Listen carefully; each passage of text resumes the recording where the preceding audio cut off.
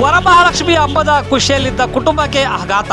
ಸುಮಾರು 23 ಲಕ್ಷಕ್ಕೂ ಹೆಚ್ಚು ಮೌಲ್ಯದ ಚಿನ್ನಾಭರಣ ಕಳವು. ವರಮಹಾಲಕ್ಷ್ಮಿ ಹಬ್ಬದ ಸಂಭ್ರಮದಲ್ಲಿದ್ದ ಕುಟುಂಬಕ್ಕೆ ಆಘಾತವಾಗಿದೆ. ಮನೆಯಲ್ಲಿದ್ದ ಸುಮಾರು 23 ಲಕ್ಷಕ್ಕೂ ಹೆಚ್ಚು ಮೌಲ್ಯದ ಚಿನ್ನಾಭರಣ ಹಾಗೂ ಬೆಳ್ಳಿ ಸಾಮಾನುಗಳು ಕಳವಾಗಿರುವ ಘಟನೆ ಚಿತ್ರದುರ್ಗ ನಗರದ ದೊಡ್ಡಪೇಟೆಯಲ್ಲಿ ನಡೆದಿದೆ. ಚಿತ್ರದುರ್ಗ ನಗರದ ದೊಡ್ಡಪೇಟೆಯ ಪ್ರೇಮ ರಾಜರಾವ್ ಅವರ ಮನೆಯಲ್ಲಿ ಈ ದರೋಡೆ ನಡೆದಿದೆ. ಹಬ್ಬದ ಕೆಲವು ದಿನಗಳ ಮುಂಚೆ ಮನೆಯವರು ಬೇರೆ ಊರಿಗೆ ಹೋಗಿದ್ರು. ನಿನ್ನೆ ರಾತ್ರಿ ಆಗಸ್ಟ್ 7ರ ಮನೆಗೆ ಬಂದು ನೋಡಿದಾಗ ಕಳ್ಳತನ ಆಗಿರುವುದು ಗೊತ್ತಾಗಿದೆ. ಮನೆಯಲ್ಲಿ ಯಾರೂ ಇಲ್ಲದ ಕಾರಣ ಆಗಸ್ಟ್ 5ನೇ ತಾರೀಕಿನಂದು ಕಳ್ಳತನ ಆಗಿದೆ. ನಿನ್ನೆ ಮನೆಗೆ ಬಂದಾಗಲೇ ಈ ವಿಷಯ ತಿಳಿದು ಬಂದಿದೆ.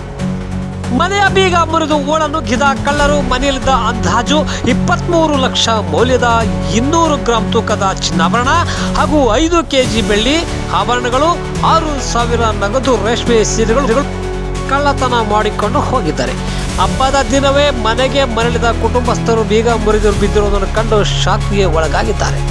ಮಹಾಲಕ್ಷ್ಮಿ ಪೂಜೆಯ ಸಡಗರದಲ್ಲಿ ಇರಬೇಕಾದ ಕುಟುಂಬ ಕಳ್ಳತನದ ಘಟನೆಯಿಂದ ಕಣ್ಣೀರು ಸುರಿಸುವಂತಾಗಿದೆ. ಘಟನಾ ಸ್ಥಳಕ್ಕೆ ಚಿತ್ರದುರ್ಗ ಜಿಲ್ಲಾ ಎಸ್ಪಿ ರಂಜಿತ್ ಕುಮಾರ್ ಬಂಡೂರು ಭೇಟಿ ನೀಡಿ ಪರಿಶೀಲನೆ ನಡೆಸಿದ್ದಾರೆ. ನಗರ ಠಾಣೆಯಲ್ಲಿ ಪ್ರಕರಣ ದಾಖಲಾಗಿದೆ.